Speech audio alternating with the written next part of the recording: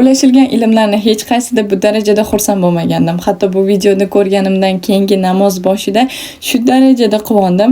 Sizlar ham bilan eshitib ko'ring. Juda ko'pchiligimiz namozda shu qo'pol xatoni qilamiz. Bu ham bo'lsa, namozda, ayniqsa maxfiy namozlarda lablarni qimirlatmaymiz. Qiroat qilayotganda, Fotiha o'qiyotganda bo'lsin, rukuda, sajdada, zikrlarda bo'lsin, lab qimirlamaydi. Qalbida o'qiydi ko'pchilik. Bu narsa juda ham qo'pol xato.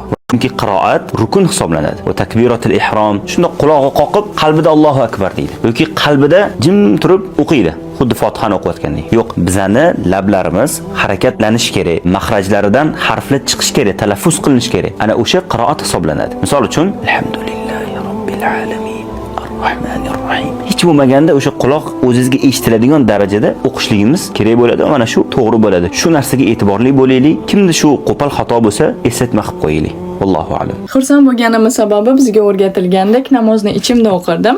Albatta shayton namozda chalg'itishga harakat qiladi va ikkinchi sabablaridan ichimda o'qiganim sabab ichimdagi xayollar, so'zlar bilan ko'pincha aralashib chalg'ib qolardim. Lekin agar bular aytganidek o'zimizni quloqimiz eshitadigan qilib, boshqalarga xalaqit bermaydigan qilib o'qisak, birinchidan namozni shartlarini bajarayotgan bo'lamiz. Ikkinchidan har bir oyat, har bir suralarni so'zlarini chiroyli qilib tushunadigan, chiroyli qilib o'qiydigan bo'lamiz. Yana bitta siri, agar shunaqa qilib o'qisangiz, yanada xushuni his qiladigan bo'lib qolasiz va o'zingizni qoriyadek his qilishni boshlaysiz.